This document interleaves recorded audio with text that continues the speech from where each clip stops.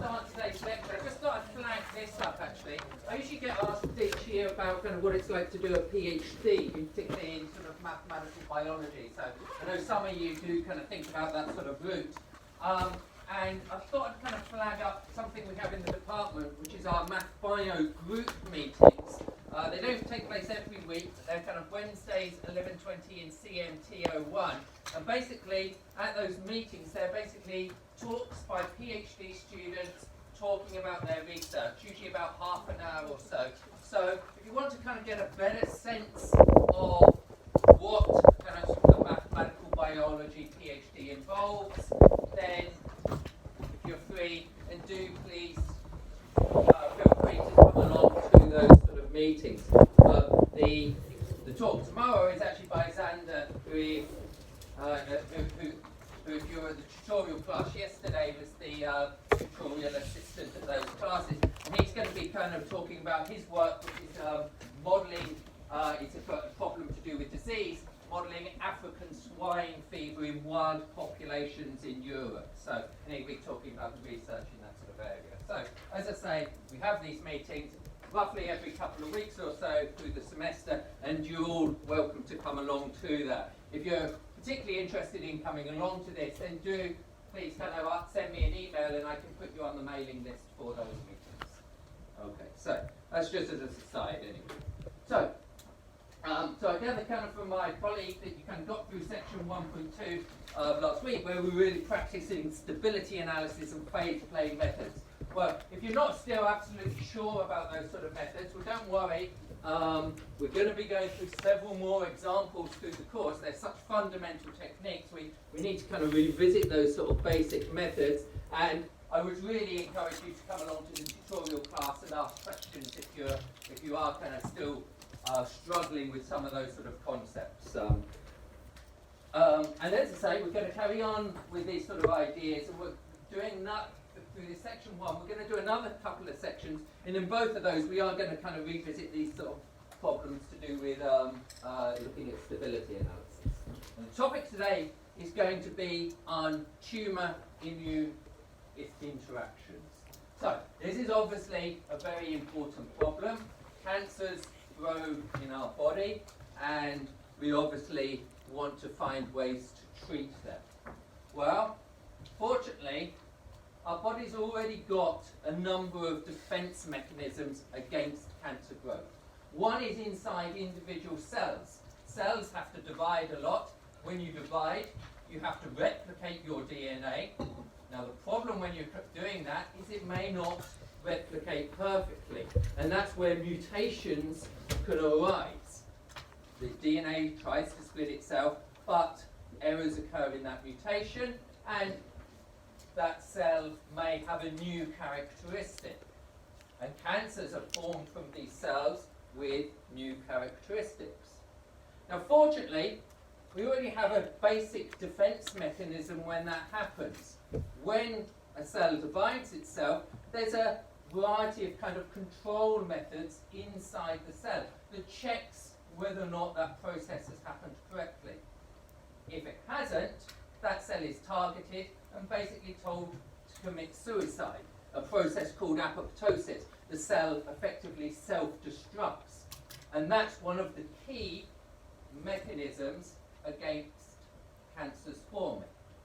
But occasionally, the mutation can impact on that mechanism, and effectively, you then the cells lose their ability to control whether or not they have divided properly. And if that happens, that introduces further chances of cancer growth, further chances of mutations forming. And then typically one of the key mutations may be that a cell acquires an ability to divide more quickly. And of course, if it divides more quickly, it can grow at a faster rate than the other cells in the tissue and grow accordingly. So, a couple of kind of key points. These are all in your kind of main course notes, basically, but cancers typically form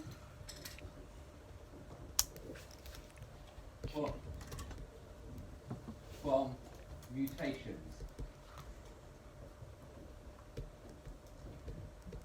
to individual cells.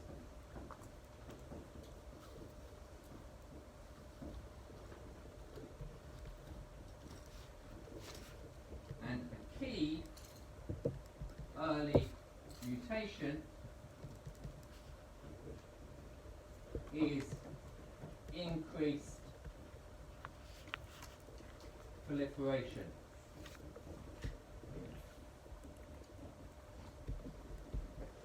Proliferation is just a way of saying kind of cell growth, cell division.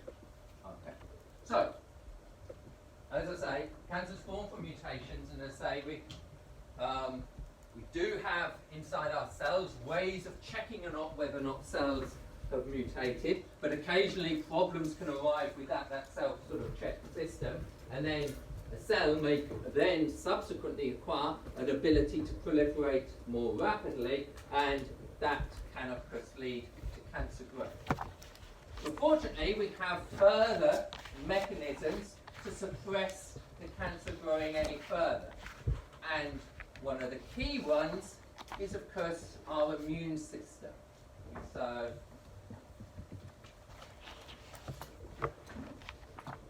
the immune system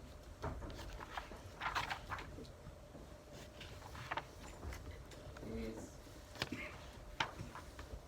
the body, it should say part of the body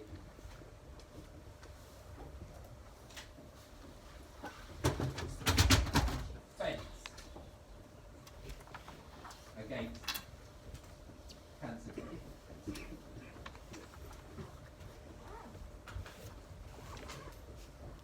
Immune cells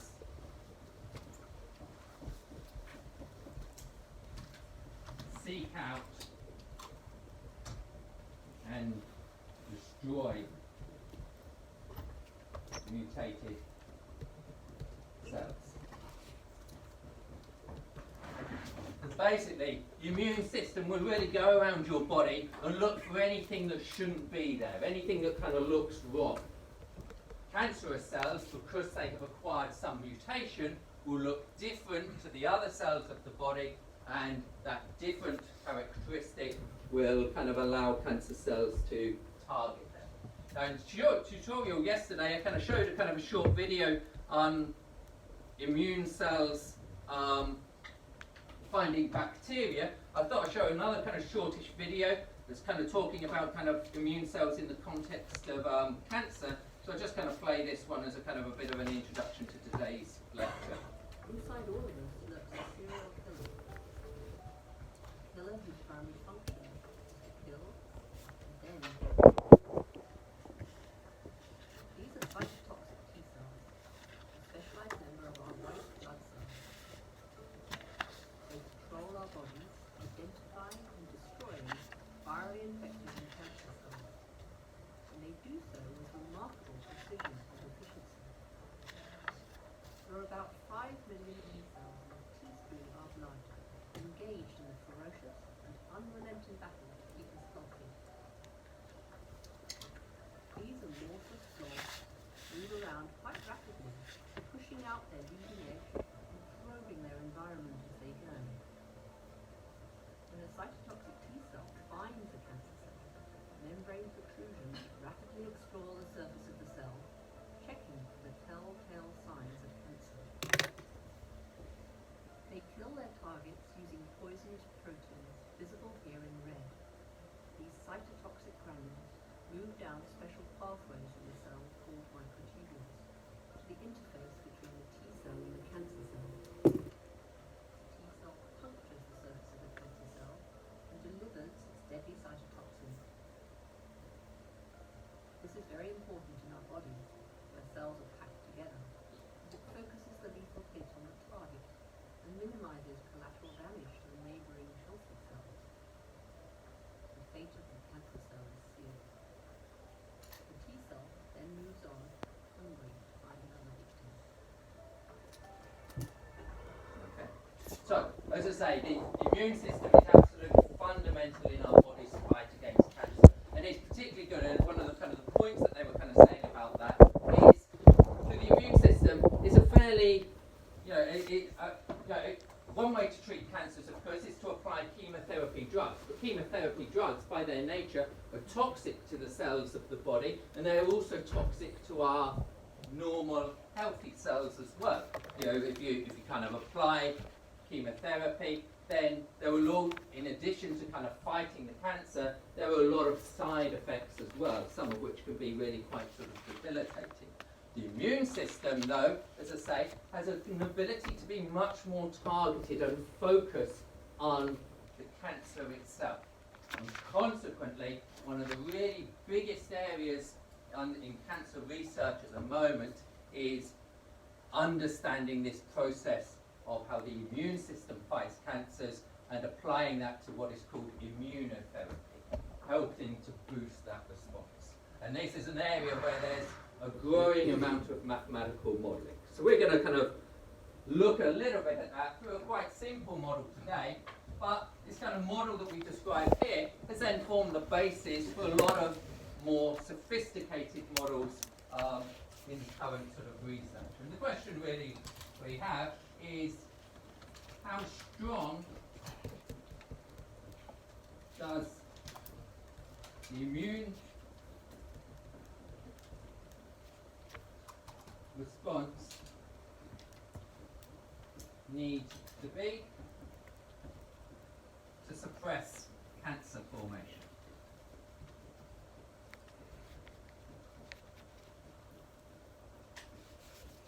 So that's the question we're going to look at today. And we're going to do that by doing what we've been doing so far in this section, formulating a relatively simple ordinary differential equation model, and then kind of trying to analyze its behavior using kind of these techniques of stability analysis.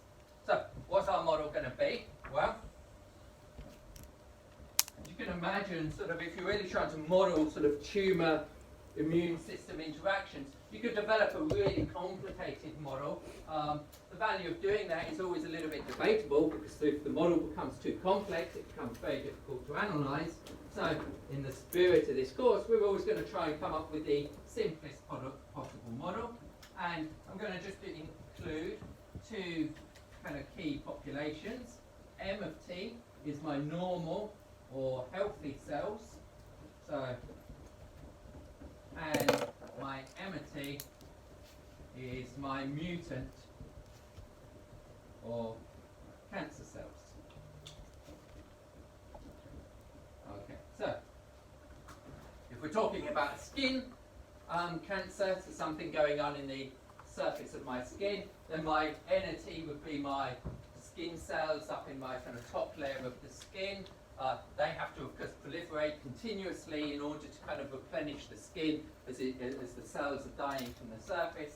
And then my M of T is a population of cancerous cells or mutant cells that are growing within that normal healthy population. So we want to come up with a model to describe this. Well, let's kind of think what we can kind of think about for this.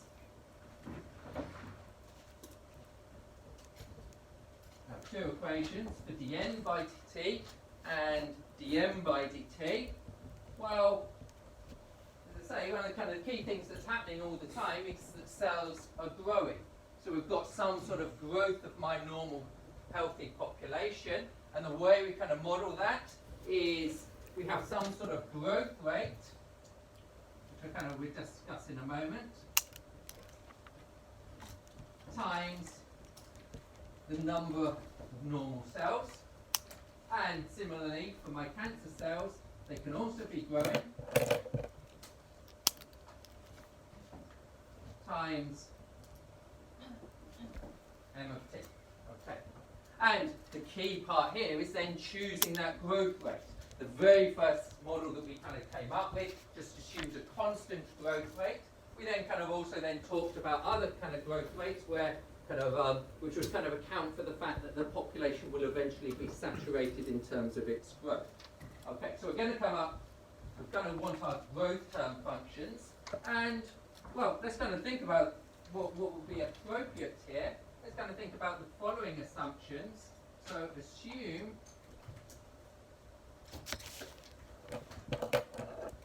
the growth rate is highest when there are no cells present, and 0 when the total cell density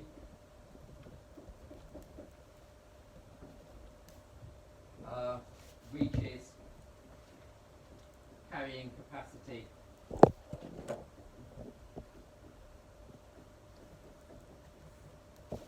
big N. Okay. So we're going to kind of assume this type of growth rate.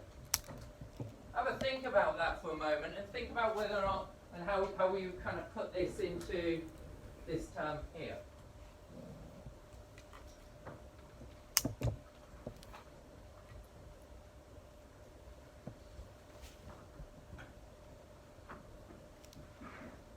Any suggestions? Say?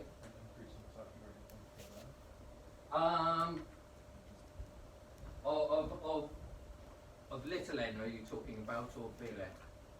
Okay.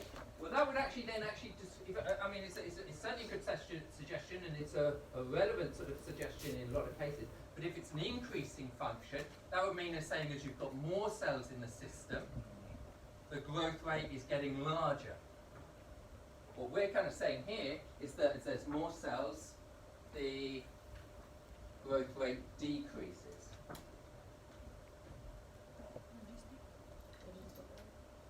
A logistic growth, yeah, that's absolutely the sort of case we've got here.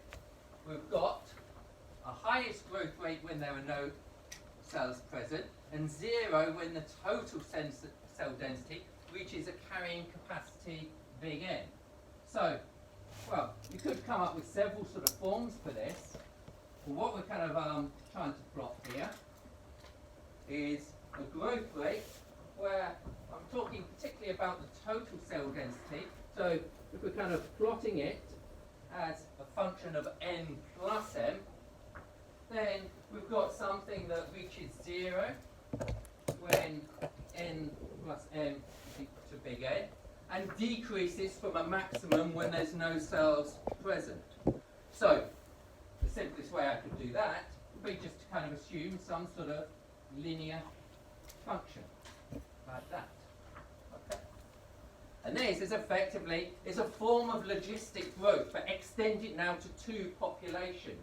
And that makes sense because logistic growth is kind of describing the fact that the growth rate reaches 0 because there's no more room. The population has reached the carrying capacity. Both the normal and the mutant cells are part of that total cell populations. So we would want something like this, and so A times big N minus N plus M. Okay, so that would be kind of my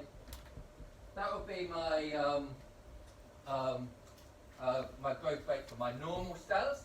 I'm going to expect that my cancer cells have a similar sort of growth rate as well.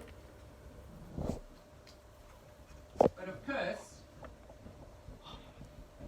they may have a different growth rate. And in particular, because this cancer is growing, as I said, one of the key first steps is that cancers will have a higher proliferative rate. That gives them a competitive advantage that allows them to grow at the expense of the normal tissue. So I'm going to have another parameter here. I'm going to have, 2 different parameters, A and B, and note that B will be greater than A. Okay. Because cancers grow,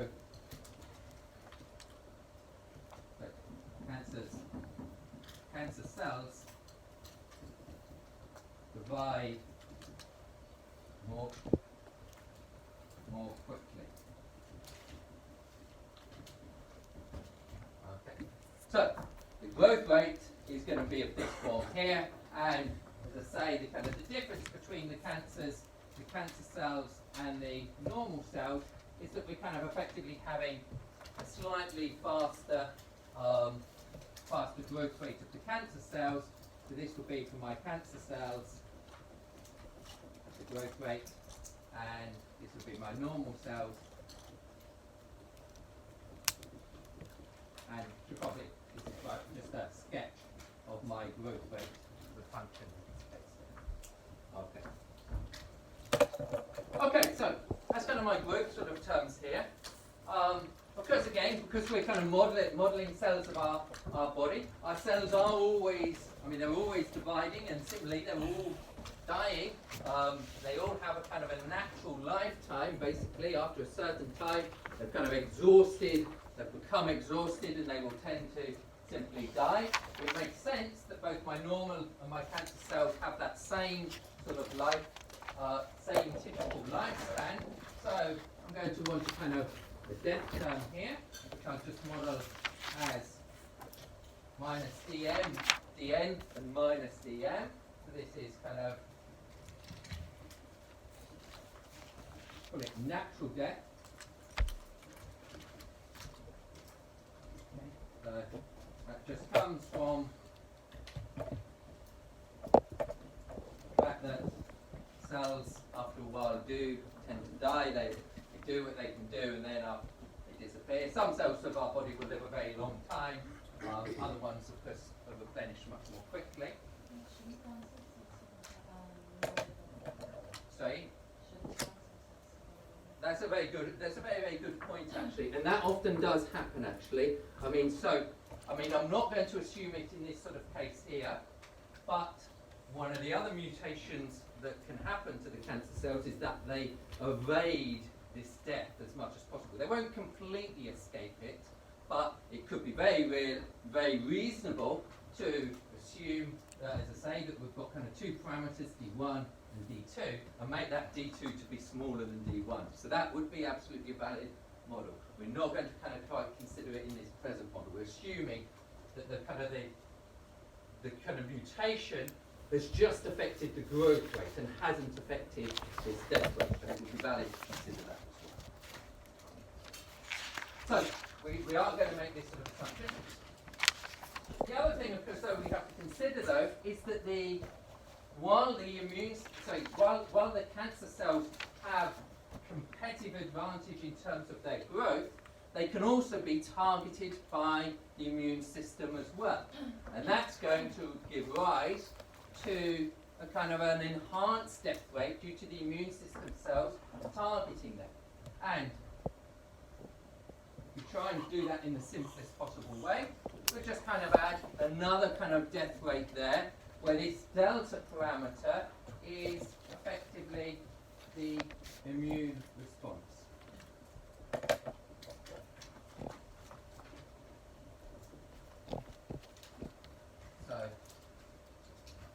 And as I say, we'd expect that delta to be bigger than 0 to describe the fact that, as I say, the mutant cells can be targeted by the immune system.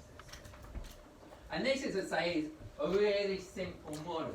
Because if we really wanted to kind of do something more sophisticated, we may want to kind of actually make this depend on the immune system population. Bring in a cell of those killer T cells in there and have an equation to describe those dynamics. There's a kind of a question 5 on tutorial sheet 1, that kind of moves a little bit in that sort of direction, where you kind of extend this sort of basic model to do that. And you can extend the model in other sort of ways. But as I say, we're trying to keep the model as simple as possible. Okay, so that's the model we're going to study. And as I say, we've got kind of these parameters, A, B, D, and delta, and they're just constant parameters. Constant parameters.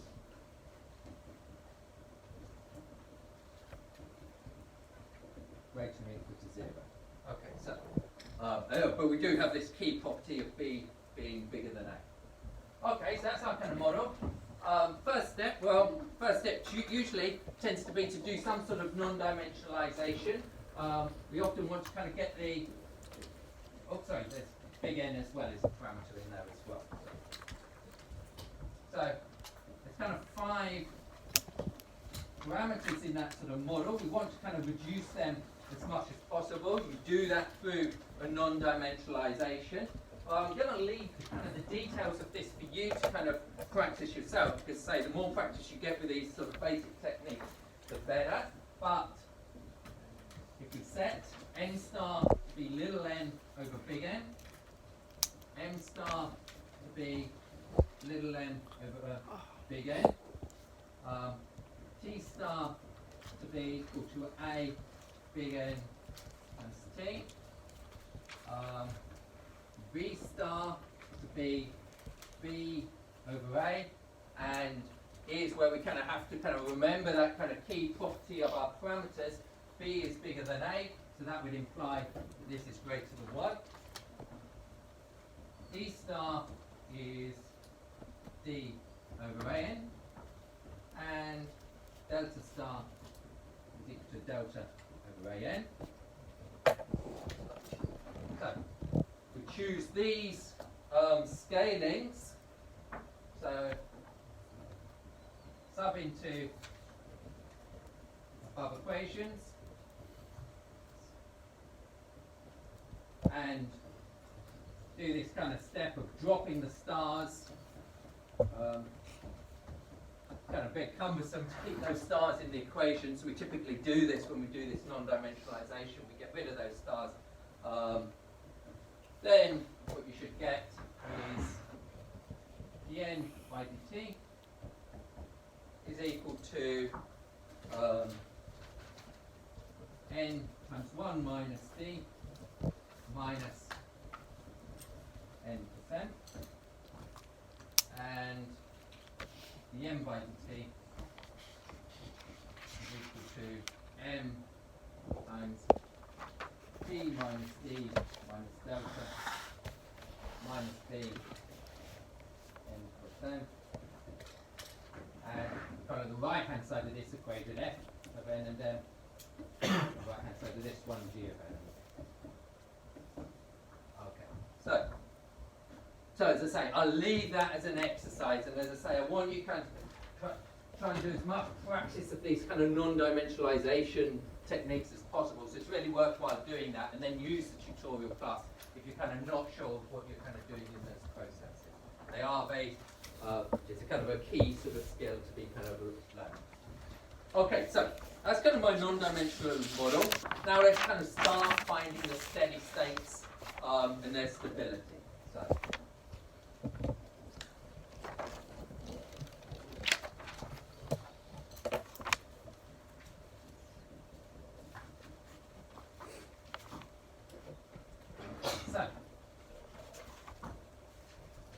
Well, this is now kind of really just a process of trying to be as systematic as possible.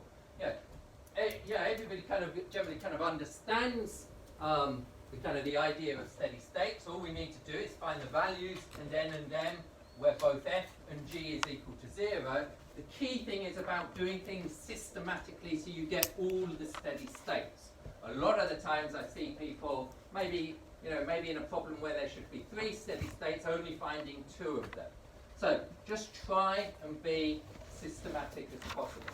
So let's kind of look and find these sort of steady states. Well, we need to find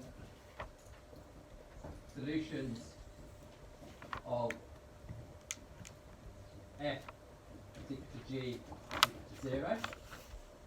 So, well, f is equal to 0. When's that going to happen?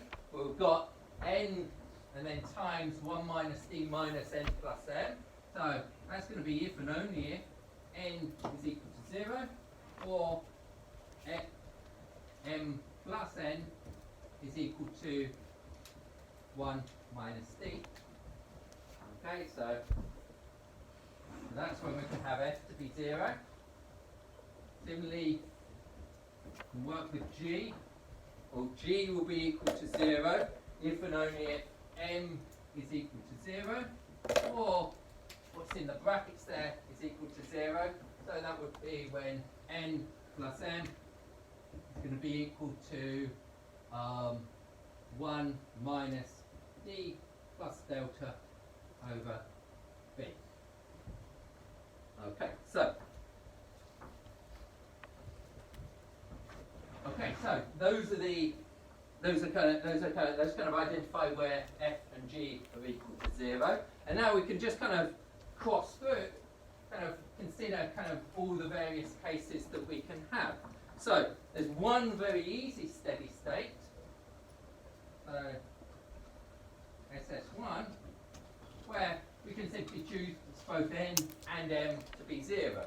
So SS1 will have N and M is equal to 0, 0, and that's the trivial steady state. So it's just an absence of both normal and cancer cells, so it's pretty irrelevant in the context of modelling a biological tissue where we expect cells to be present. So that's our kind of trivial steady state. What about SS2? Well, we can find SS2 by kind of making M to be equal to 0, and then N satisfying this relationship here, where if M is equal to 0, then N would be equal to 1 minus D. So the second steady state will be given by 1 minus D 0. Okay? And this corresponds to my cancer steady state. Sorry, my healthy steady state.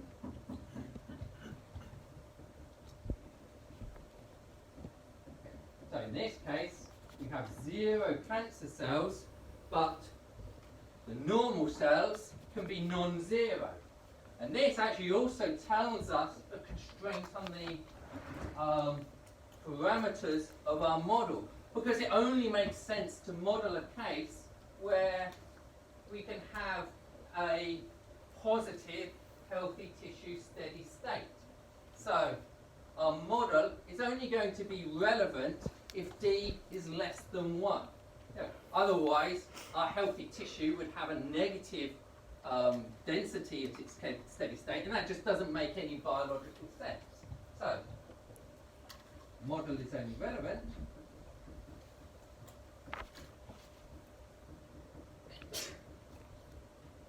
if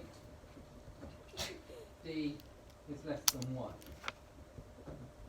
We've got another parameter constraint on our model. We earlier had that one that the arising from the cancer cells dividing more quickly than the normal cells, but we've also got this condition here that D must be less than 1 for our kind of model to have any sort of biological relevance to be given. What about our third steady state, SS3? Well, we can do a similar sort of trick to this one. This time we can set my N is equal to 0, that kind of ensures F to be 0, and then I can make my G to be 0 by getting M to satisfy this equation here. So this one here will be NM is equal to 0 and 1 minus D plus delta over B.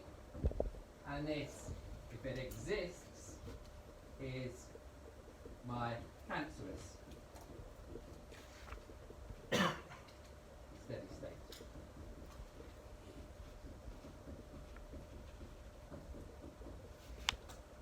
And those are the 3 relevant steady states for this system. Now some of you may think, of course, well, possibly we could get another steady state by kind of making sure both of these are satisfied, but actually you can kind of see from this, because these are both M plus N, expressed in terms of M plus N, we can only get that through a very, very precise parameter constraint where both of those can be equal to 0. So it effectively makes it a kind of an irrelevant final sort of case to consider. We've just got 3 relevant steady states corresponding to either an absence of both normal and cancer cells, an absence of cancer but the presence of our normal cells, or a steady state which is our cancerous steady state where there's no normal cells but there are cancer cells. Okay. Okay, so that's the kind of first step, finding the steady state. And as I say, you really have to be as kind of systematic as possible. Now we do the stability analysis, and this is kind of now the kind of case of finding the stability of these steady states. First step is find the stability matrix. That's the matrix of the partial derivatives of f and g with respect to n and m calculated at the steady states. We'll write it in the kind of general form first just by doing calculating these partial derivatives, and you'll get 1 minus d minus 2n minus m minus n minus bm and b minus d minus delta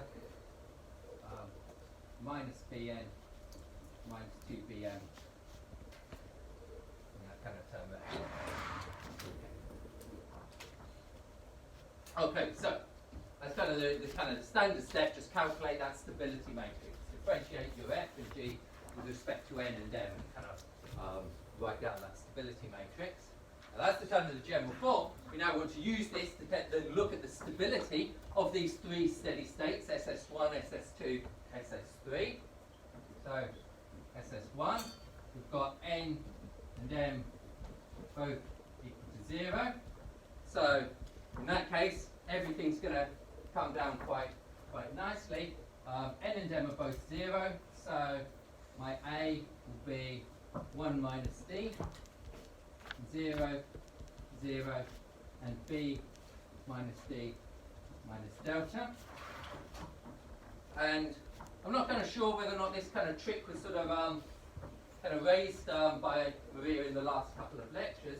But as I say, when we're trying to find the stability, we can either do it through looking at the trace and the determinant of the stability matrix, or we can also do it by calculating the eigenvalues directly, and then kind of working out when the conditions under which both eigenvalues will have negative real parts.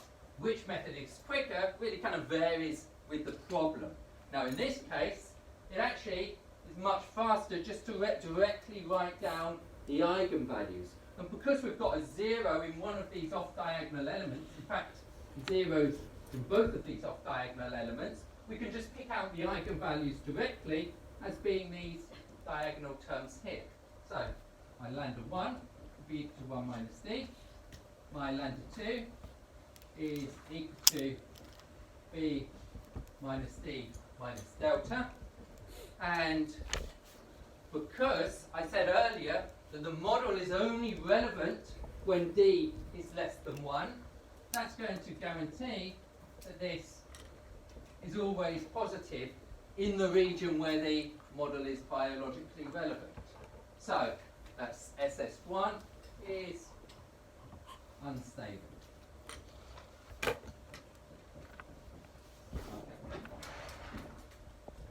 Okay, so that's the kind of the first case. What about SS2? Well,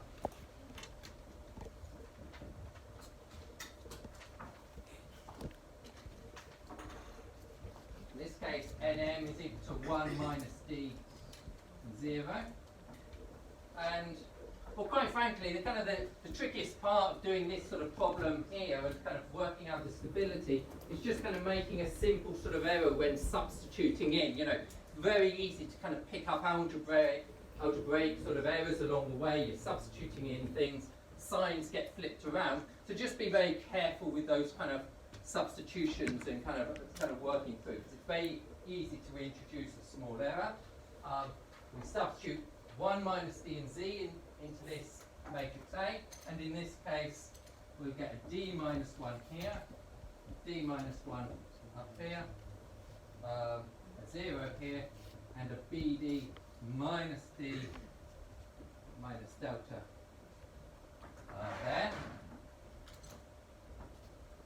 And again, because we've got this kind of nice 0 down in this off-diagonal element here, we can kind of write down the eigenvalues directly. My lambda 1 will be given by d minus 1, my lambda 2 will be given by bd minus d minus delta. So,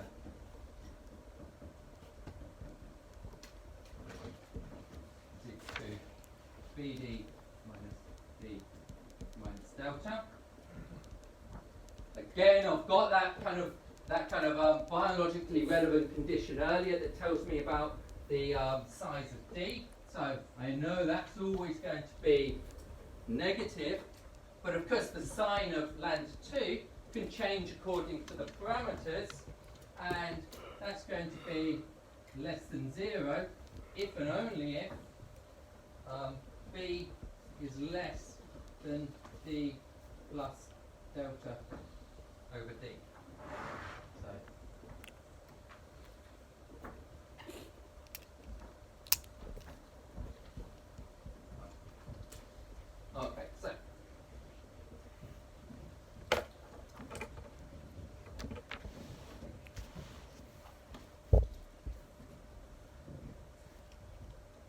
Okay, so SS2 stable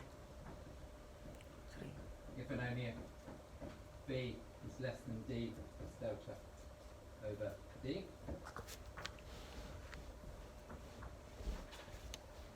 And now we're going to move on to the final case, SS3. Wow. This time,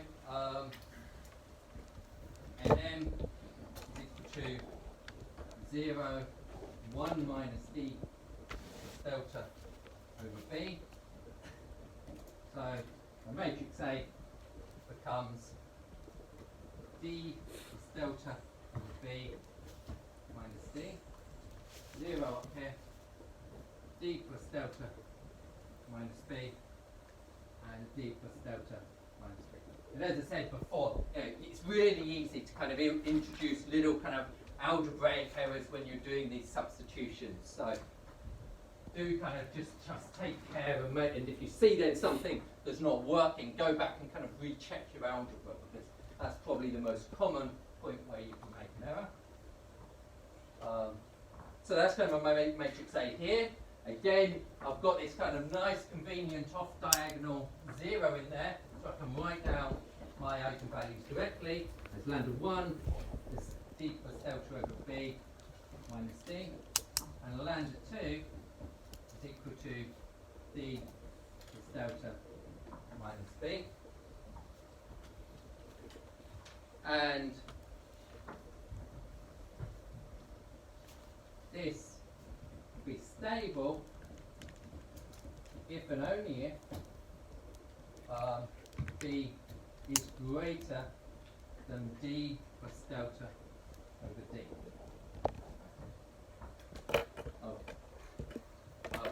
And we've got something very nice and consistent there, because we can have stability switches in this system. This steady state 2 is stable when b is less than d plus delta over d. This SS3 is stable when b is greater than d plus delta over d. So it's changing as b is passing through this critical value of d plus delta over d. The fact that we've kind of got this kind of same p sort of, relationship there is kind of telling us that we're doing something right there. Okay, so that's kind of done my stability analysis. And let's now kind of summarize that together. There's kind of quite a few bits and pieces we've done there. But what we can kind of now do is kind of write down how the properties of this system are changing as we change this parameter b. So we can consider three ranges. And the first one is where b is less than d plus delta.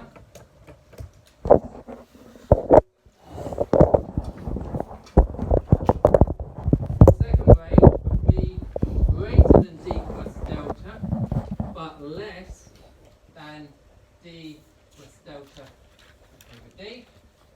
And another one where b is greater than d plus delta over d. Okay, so what's happening is we're kind of changing b through this sort of range of values. Well, let's have a kind of a look at the this first one. If B is less than D plus delta, well, we're in the region where my SS2 is stable. So, okay, so SS2 is stable when B is less than D plus delta over D, but because D is less than 1, if B is less than, when B is less than D plus delta, we satisfy this condition here. So, in this case, SS2 is stable. What about SS3? Well, SS3 is given by this steady state here. It's going to be unstable, and moreover, when B is less than D plus delta, this term is negative. So that SS3 lies outside the positive quadrant. So SS3 is unstable and outside positive quadrant.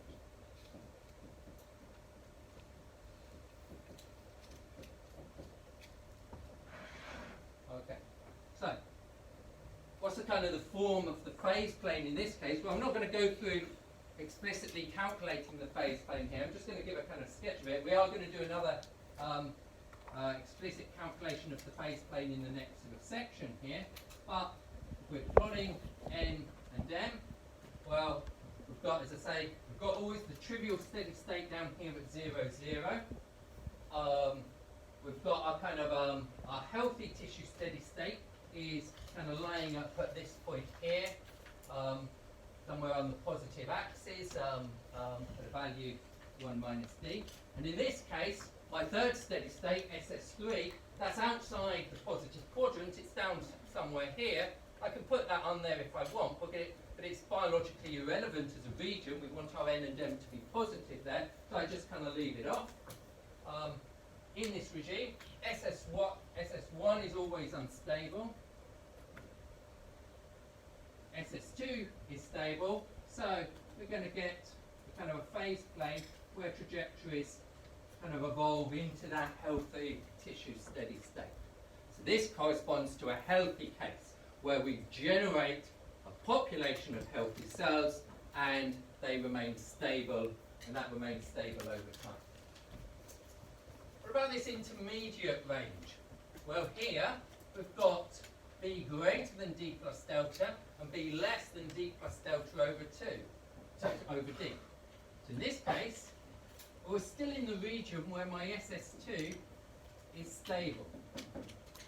What about SS3, where it's unstable because B is less than D plus delta over D, but the key shift here is that now, because B is greater than D plus delta, this SS3 now has shifted into the positive quadrant.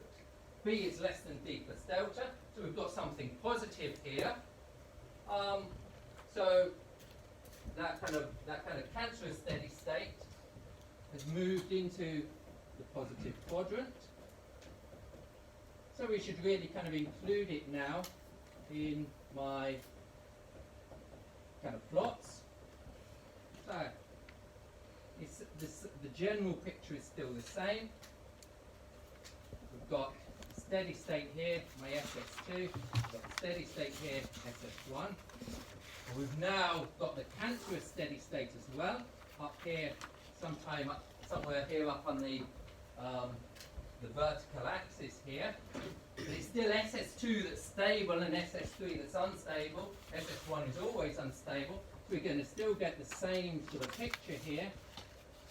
And things will kind of evolve in that sort of way. This final case, we'll have B is greater than D plus delta over D. SS2 is now unstable, and SS3 has become stable, and what this means now is we flip this situation. We have all of my steady states up in this situation here, SS3, SS2, SS1, and now SS2 has become the unstable steady state, SS3 has become the stable one, so we're now going to be in this situation here, and this is my bad case scenario where the normal healthy tissue will be eliminated over time.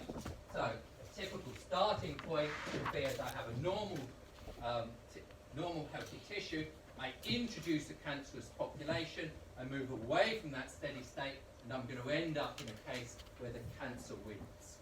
Okay. So we're going to discuss then the kind of biological implications of this model tomorrow. Have a think about that between now and tomorrow's lecture.